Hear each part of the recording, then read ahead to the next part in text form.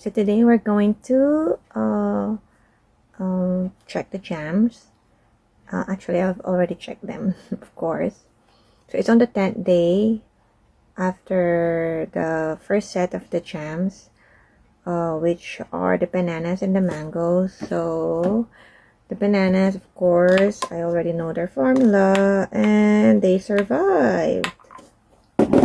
For the mangoes, for mango 1 and mango 2, they did not survive. Mango 2 was worse because there's a lot of molds, and then there's a little molds on mango 1. And however, those mangoes, I may not continue doing them and making them into jams, because I think they're more suitable for the crepes and for the cakes, since mango is really more of dessert than a meal. Because for other people, they use the banana jams as their meal, as their snacks, as breakfast or dinner. Although the recommendation for the jams is just 1 bread per day, okay? Or else the person might suffer. If it's too much, the person might suffer from constipation. And then for the mango 3 is on the 7th day. They're still as good as before. And also with the strawberries.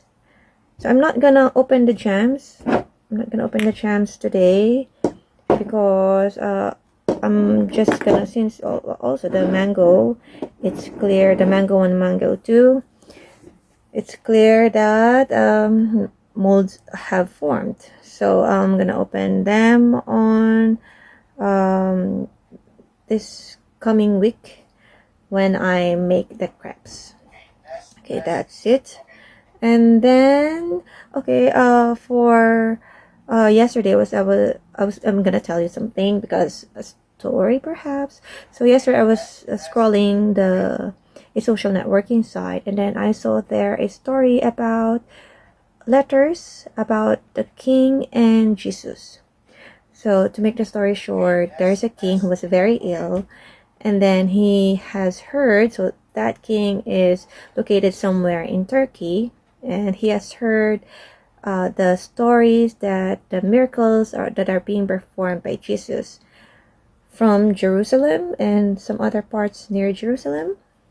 I don't know what are the other places where he has performed miracles.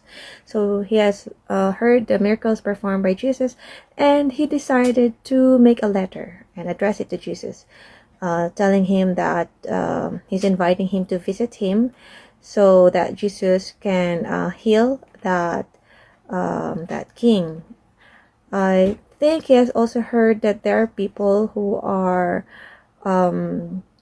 some sort of targeting Jesus, and planning or conniving to do something bad against him. So the king invited him to transfer instead on his land. But so when Jesus has received the letter, he did not. He wrote back to the king and told the king that I cannot go there. Some sort of that, like that. Okay, I cannot go there because I have other things here to finish. I have some other things to do and finish. But I'll be sending someone on my behalf to visit you.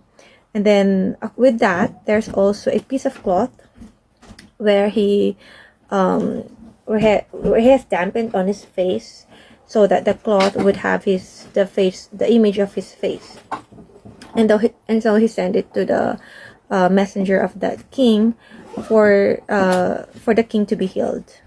So the king was healed. So in that story, the king was healed, and from then on, that land also became devoted themselves into Christianity, because of course they witnessed the actual miracle performed by Jesus.